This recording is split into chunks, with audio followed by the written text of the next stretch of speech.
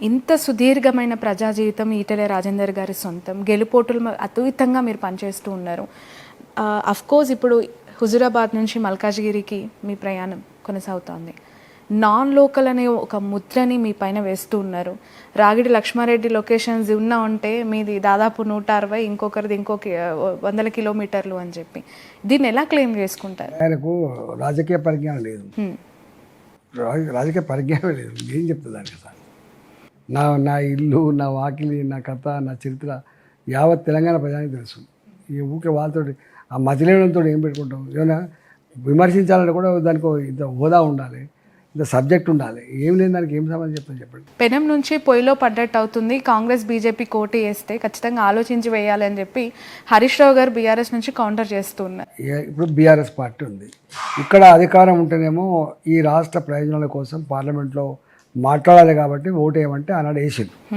ఇలా ఇక్కడనే BRS party అధికారం లేనప్పుడు ఎవరు ఎందుకు ఫైట్ చేస్తారు? ఏం ఫైట్ చేస్తారు? ఇక్కడ కాంగ్రెస్ పార్టీ అధికారం ఉంది. కాంగ్రెస్ పార్టీకి ఫండ్స్ ఏమని చెప్పి బీఆర్ఎస్ పార్టీ లోక్సభలో కొట్టాడుతా చెప్పండి. రెండవది, ఇలా కాంగ్రెస్ పార్టీ ఉంది, అక్కడ అధికారంకి వచ్చే ఆస్కారమే లేదు. అబ్కి బార్ మోడీ సర్కార్ అని చెప్పి ప్రజలు భావిస్తూ ఉంటే కాంగ్రెస్ వాళ్ళు కోటైతే ఏం లాభం ఉంటుంది? ఈసారి కాంగ్రెస్ కోటేసినా బీఆర్ఎస్ పార్టీ కోటేసినా ఈ రాష్ట్ర ప్రయోజనాలకు ₹1 లాభం లేదు.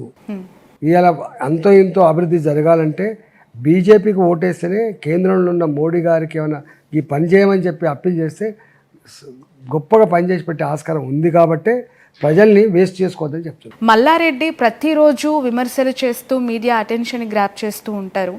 మీరు మల్కాజ్గిరి ఎంపీగా అనౌన్స్మెంట్ అయిన తర్వాత పూర్తిగా ఆయన మీడియాకి దూరంగా ఉన్నారు, మౌనం పాటిస్తూ ఉన్నారు. వారిని అడగండి. బట్ దాని వెనుక మీరున్నారు అని చెప్పి నాకు సైలెంట్గా ఉండమని. అంటే నాకు 32 ఏళ్ళుగా నాకు పరిచయం. రాజకీయాలు లేనినాడు మల్లారెడ్డి గారు మేమంతా ఇక్కడనే ఉండడం కదా. ఆయన బిజినెస్ ఆయనకు ఉంది, మా బిజినెస్ మాకుంది, మాకు బాగా సంబంధాలు ఉన్నాయి. అంతే తప్ప మానవ సంబంధాలు ఉన్నాయా? నిషేధిస్తారా రాజకీయాలకు వచ్చిన తర్వాత? మానవ సంబంధాలు ప్రొఫెషనల్గా ఇప్పుడు పనిచేస్తున్నాయా ఇరు పార్టీల్లో నుంచి? పని చేయాలి, లేకపోతే ఇట్లా దౌర్భాగ్యం అయింది. బీజేపీలోకి మల్లారెడ్డి రాబోతూ ఉన్నారు, అనుసంధానకర్త ఈటెల రాజేందర్ గారు, ఇది నిజమేనా? అంటే వారు చిన్న పిల్లగాడు కాదు, అనేక సంవత్సరాలుగా రాజకీయ అనుభవం సంతరించుకోడు. కాబట్టి ఏ రాజకీయాలు ఏ పార్టీలో ఉండాలంటే ఆయన నిర్ణయించుకుంటాడు. ఈటెల రాజేందర్ అనే పరిస్థితి ఉన్నప్పుడు మీరు అక్కడ ప్రజలను ఉద్దేశించి, అక్కడ సమస్యలను ఉద్దేశించి ఎలాంటి కమిట్మెంట్స్ నియోజకవర్గానికి, అంటే ఒక స్పెషల్ మేనిఫెస్టో ఏమైనా ఇంప్లిమెంటేషన్ ఉందా? మీ ఆలోచనలు ఏ విధంగా ఉన్నాయి మల్కాజ్గిరి ప్రజల కోసం? నేను ఇంతకుముందు చెప్పినాయి, ఈ మల్కాజ్గిరి నియోజకవర్గానికి ఇప్పటివరకు ఒక విజన్ ఉన్న నాయకుడు ఎన్నిక కాలే. రెండవది, బాధ్యతాయుతం కూడా ఎవరు వివరించలేదు.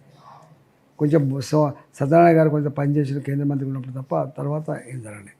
కానీ నాకంటూ ఒక ఎజెండా ఉంది. ఈ నియోజకవర్గాన్ని అన్ని రంగాల్లో గొప్పగా తీర్చిదిద్దడమే నా కర్తవ్యంగా నేను భావిస్తూ ఉన్నాను. అందుకనే మాటలు చెప్పడం కాదు, దాన్ని ఆచరణలో చూపించిందని తెలుస్తుంది. ఇప్పుడు నేను హుజురాబాద్కి పోయినాం, ఎమ్మెల్యే అయినా అంటే ఏం పని చేయకుండానే 6-7 సార్లు గెలిపిస్తానండి. ఎంతో కమిట్మెంటు, ప్రజలతో మమేకమే పద్ధతి, అభివృద్ధిని అన్ని రంగాల్లో అభివృద్ధి చేసే తీరు, ఇవన్నీ కలగలిస్తేనే ఓట్లు వేస్తారు. వాటిగా బాయ్ చెప్తే ఓట్లు వేసరు, లేకపోతే ఉత్తరనే మాట చెప్తే ఓట్లు వేసే పరిస్థితి లేదు. బట్ ఆ మాటలు చెప్పేటప్పుడు ఆచరణకి సాధ్యం కాని హామీలు ఇస్తూ ఉన్నారు. మల్కాజ్గిరి ఎంపీ అభ్యర్థి అనే ఒక విమర్శ మీ పైన ఉంది. మేడ్చల్ వరకు మెట్రో ఎలా సాధ్యం అవుతుంది? 100% సాధ్యమైంది. ఏ విధంగా? ఎందుకు సాధ్యం కాదండి? అంటే మిమ్మల్ని ప్రశ్నిస్తున్న వాళ్ళకి మీ సమాధానం ఏంటి? మెట్రో మేడ్చల్ వరకు ఇచ్చే జిమ్మేదారి మాదే ఉంటుంది, గుర్తుపెట్టుకోండి. ఇలా మెట్రో విస్తరణ కోసం ఇలా మీరు చూస్తున్నారు. అందుకనే వాళ్ళకి కల్పన లేదు, వాళ్ళకు ప్రజల పట్ల గొప్ప అభిప్రాయం కూడా ఉండడానికి చెప్తున్నాం. ఈ సికింద్రాబాద్ రైల్వే స్టేషన్ ఎన్ని సంవత్సరాల క్రితం కట్టబడిందండి? 600 కోట్లతో ఒక ఎయిర్పోర్ట్ తలపించే పద్ధతులు కట్టబోతున్నారు. అది ఆచరణ అసాధ్యమైందా? ఇవాళకి ఇక్కడ చెంగిచెర్ల దగ్గర బ్రహ్మాండమైన టెర్మినల్ కడుతున్నారు, కొత్త రైల్వే స్టేషన్ కడుతున్నారు. చూసొచ్చిన మీరు ఎప్పుడైనా? 450 కోట్లతో అధునాతనమైనటువంటి దాన్ని కడుతున్నారు. అందుకని సాధ్యం కాదనేది ఏముంటుంది చెప్పండి?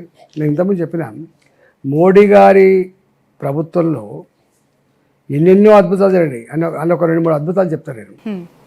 ఒకటి, all India institute of medical sciences అని ఉంటుంది, చాలా ప్రెస్టీజియస్ ఇన్స్టిట్యూట్. అది ఎయిమ్స్ నెహ్రూ గారు స్థాపించిన ఒకటి, ఆ తదుపరి వాజ్పేయి గారు స్థాపించారు రెండవది, మూడవది మన్మోహన్ సింగ్ స్థాపించారు. ఇవాళ నరేంద్ర మోడీ గారు ఈ 10 సంవత్సరాల కాలంలో 16 ఎయిమ్స్ పెట్టిండండి. 1947 టు 2014 3 ఎయిమ్స్ వస్తే, ప్రెస్టీజ్ ఇన్స్టిట్యూట్స్ వస్తే 16 ఇన్స్టిట్యూట్స్ ఇలా మోడీ గారి ఆధ్వర్యంలో స్థాపించబడ్డాయి. బట్ ఎయిమ్స్ గురించి పదే పదే గొప్పలు చెప్పే బీజేపీ నేతలు రాష్ట్రానికి కేంద్రం ఒక్క మెడికల్ కాలేజ్ ఇవ్వలేదని కేటీఆర్ లాంటి వ్యక్తి ప్రశ్నిస్తారు. ఒక మాట వీళ్ళకి ఏం అహంకారం అంటే మాకు ఎవరిచ్చేది ఏంది, పోయి తెచ్చుకోవాలి కదా. ఇవాళ దేశంలో అత్యధిక మెడికల్ కాలేజీలు మోడీ గారు అని ఇవ్వబడ్డాయి. ఇంతెందుకండి, ఇవన్నీ పక్క పెట్టు. ఇదే కేసీఆర్ గారు స్వయంగా అసెంబ్లీలో నేషనల్ హైవేస్ 1947 టు 2014 ఎన్ని కిలోమీటర్లు అంటే 2500 కిలోమీటర్ల పైబడి నిర్మిస్తే ఈ 5 సంవత్సరాల కాలంలో, ఆనాడు 5 సంవత్సరాల కాలంలోనే 2500 కిలోమీటర్ల పైబడి నేషనల్ హైవేస్ నిర్మాణం అవుతుందని చెప్పాడు. నేను చెప్పలేదు, వారు చెప్పాను. మీకు ఎప్పుడైనా రికార్డు ఉంటే చూసుకోండి. ఓకే. ఎయిర్పోర్ట్లు 75-76 ఉండే, ఇలా 153 ఎయిర్పోర్ట్లు వచ్చినాయి.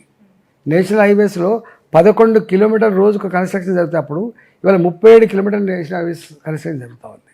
ఇంతెందుకండి, ఇవాళ డబుల్ బెడ్రూమ్ల విషయంలో, మీరు ఇళ్ళ విషయంలో 10 సంవత్సరాల కాలంలో 4 కోట్ల మందికి ఇల్లు కట్టించిందండి. 4 కోట్లు లెక్క తీయమని చెప్పండి. ఓకే. అంతేకాదు ఇంకా టాయిలెట్స్, ఇంకా మహిళలకు బహిర్భూమి పోవడానికి కూడా టాయిలెట్స్ ఎప్పుడు ఆలోచించాలి. కల్పన లేదు. అంటే పేదోళ్ళ జీవితాల పట్ల, పేదోళ్ళ అవసరాల పట్ల కన్సర్న్ లేదనడానికి అదొక ఉదాహరణ. ఇప్పుడు వారు వచ్చిన తర్వాత స్వచ్ఛ భారత్ పెట్టిన తర్వాత 12 కోట్ల ఇళ్ళ టాయిలెట్స్ కట్టించింది. ఇలా ఇక్కడ అసలు మోడీ గారికి వాళ్ళకు ఏమైనా పోలిక ఉందా అండి? 11వ ఆర్థిక వ్యవస్థ ఉన్న ఈ దేశం 10 సంవత్సరాల కాలంలో కరోనా కష్టం ఉన్నప్పటికి కూడా, ప్రపంచవ్యాప్తంగా మాంద్యం వచ్చినప్పటికి కూడా ఇవాళ ఆ స్థాయికి ఎదిగింది. 5వ ఆర్థిక వ్యవస్థకి ఎదిగింది. అంటే కళ్ళుండి చూడలేని కబోతులకు ఏం ఆన్సర్ చెప్తారండి? గతంలో ఈటెల రాజేందర్ గారికి ఫోన్ చేస్తే బాగున్నారా ఏంటంటే పేరు పెట్టి పిలిచేవాళ్ళు. ఇప్పుడు కాల్ చేస్తే జై శ్రీరామ్ అనే నినాదం వినిపిస్తుందంట. మోదీ గారు బీజేపీ సిద్ధాంతాలు ఈటెల గారిని మార్చాయా? ఈటెల గారే బీజేపీ సిద్ధాంతాలకు కట్టుబడి మారిపోయారా? ప్రజల విశ్వాసాలను ఇవ్వాలి కాదండి. ఆ ప్రజా జీవితంకి వచ్చినాడే, శాసనసభ్యుగా పోటీ చేస్తున్నాడే ప్రజల ఆలోచనలు, ప్రజల విశ్వాసాలు, ప్రజల సంస్కృతులు, సాంప్రదాయాన్ని తప్పకుండా గౌరవించుకోవాలి, పాటించుకోవాలి. ఇలా కొత్తగా చేసేది లేదు. ఇప్పుడు అట్లాంటినే మేము వేములవాడకు పోయి దర్శనం చేసుకోవడం, సమ్మక్క సార్లకు పోయి దర్శనం చేసుకోవడం, లేకపోతే ఇంకొక టెంపుల్కి పోయి దర్శనం చేసుకోవడం, ఏ ఊరికి పోయినా కూడా మొట్టమొదలు పోయి ఆ ఊరిలో కొబ్బరికాయ కొట్టడం, ఇవన్నీ ప్రజల సంస్కృతి, సాంప్రదాయాలు, విశ్వాసాలు. వాళ్ళు గౌరవించాలి. గౌరవించకపోతే ప్రజా జీవితంలో ఉండలేడు. ఏం చూసి మల్కాజ్గిరి ప్రజలు ఈటెల రాజేందర్ గారికి ఓటు వేయాలి? ఎందుకు ఓటు వేయాలి? మల్కాజ్గిరి ప్రజానికానికి కాంగ్రెస్ పార్టీ అభ్యర్థి పట్ల, బీఆర్ఎస్ పార్టీ అభ్యర్థి పట్ల, నా పట్ల వాళ్ళు చర్చించుకుంటారు. ఇలా ఎవరికి ఓటేస్తే ఈ నియోజకవర్గం అభివృద్ధి చెందుతుంది, ఈ నియోజకవర్గం చల్లగా కొనసాగుతుంది, భూ ఆక్రమణ లేకుండా, దౌర్జన్యం లేకుండా, స్వేచ్ఛగా ఎవరి వాళ్ళు అవుతుందో వాళ్ళు నిర్ణయించుకుంటారు. ఎందుకంటే నా చరిత్ర 22 ఏళ్ళు ఉంది, వాళ్ళ చరిత్ర కూడా ఉంది. దాంట్లో వాళ్ళు ఈ మల్కాజ్గిరిని అన్ని రంగాల్లో అభివృద్ధి చేయాలంటే, ప్రశాంతత నిలయం ఉండాలంటే, భూ కబ్జాలు లేకుండా ఉండాలంటే, ఈ దౌర్జన్యాలు లేకుండా ఉండాలంటే రాజేంద్రన్ అయితేనే సాధ్యమైందని చెప్పి ప్రజలు భావిస్తారు. కాబట్టి ఓటెత్తా అంటున్నారు. వాటికనే ఇట్లా బాయి చెప్తున్నావు, పైసలకో లేకపోతే ఉపన్యాసాలకు ఓటేయరు. రైట్. బట్ మల్కాజ్గిరి కాన్స్టిట్యున్సీ ఏదో చాలా లాజికల్ లక్కీయెస్ట్ కాన్స్టిట్యున్సీగా అందరూ వర్ణిస్తూ ఉంటారు. 14లో అక్కడి నుంచి గెలిచిన మల్లారెడ్డి మినిస్టర్ అయ్యారు, 19లో గెలిచిన వ్యక్తి సీఎం అయ్యారు. మరి రాజేందర్ గారు గెలిస్తే తెలియదు. అట్లాంటి కేంద్ర మంత్రి అవుతారా? తెలియదు.